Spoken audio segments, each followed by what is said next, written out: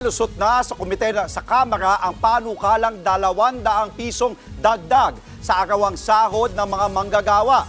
Pero kung ito raw ay maisabatas, posibleng magbawas ng empleyado ang ilang negosyo o magtaas ng presyo sa kanilang produkto o serbisyo. Nasa frontline ng balitang yan, si JC Cosico. All-around employee sa bakeryng ito sa Quezon City ang 22 anyos na si Maria Elena. Ang arawang sahod niya 645 pesos o yung kasalukuyang minimum wage sa Metro Manila. Pero sa taas ng presyo ngayon ng mga bilihin hindi raw yan sapat. Yung 1,000 mo mabilis na maubos, nag-a-apartment po ako. Ang mahal po ng apartment.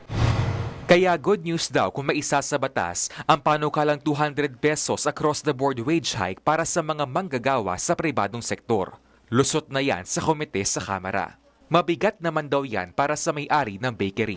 Sa ngayon, umaabot sa halos 31,000 pesos ang pasahod nila sa isang araw para sa 48 empleyado. 6 na araw ang pasok nila kada linggo o katumbas ng 26 days. Kaya umaabot sa higit 800,000 pesos ang inilalaang sahod sa kanila buwan-buwan. Kaya kung ipatutupad ang isinusulong na 200 peso wage hike, may halos 250,000 pesos na madaragdag sa kanilang buwan ng pasahod. Nagagalit accountant ko. Kino-compute niya, baka kailangan tayo mag-alis ng tao. Kailangan mapilitan magtaas ng presyo. Yung minimum wage, okay na yan. Dapat ibaba ang presyo ng pagkain at bilihin. Sinegundahan naman yan ng Employers Confederation of the Philippines o ECOP. Kaya dapat iwan na lang daw sa mga regional wage boards ang usapin sa wage hike.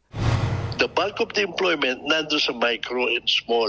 Yung maliliit, ang dalawang bagay ang pwede nilang gawin. Tataasan nila yung presyo kung kaya pa ng merkado or magbabawas ng tao para makasustain sila ng increase na yan. Kung hindi nila magawa yung dalawang bagay na yun, wala na silang choice. Magsarong ba lang sila. Handa naman daw ipatupad ng Department of Labor and Employment ang 200 peso wage increase sakaling maisabatas ito. Kami ay hindi humahadlang, hindi kami nagtutulak, nagbibigay kami ng input. Si Pangulong Bongbong Marcos naman, sinabing kailangan pang pag-aralan ng husto ang panukalang taas sahod. We'll try to resolve that because, as you know, it's very clear that tumataas ang bilihin. Nandiyan pa rin ang inflation, hindi pa natin nasusubuan ng mabuti, ng kumpleto. Nagbabalita mula sa Frontline, JC Cosico, News 5. Mga kapatid, Andre Felix po. Iba na ang may alam at may pakialam sa panahon ngayon. Para sa tuloy-tuloy na balitaan sa Frontline kahit weekend, mag-follow at subscribe sa social media pages ng News 5.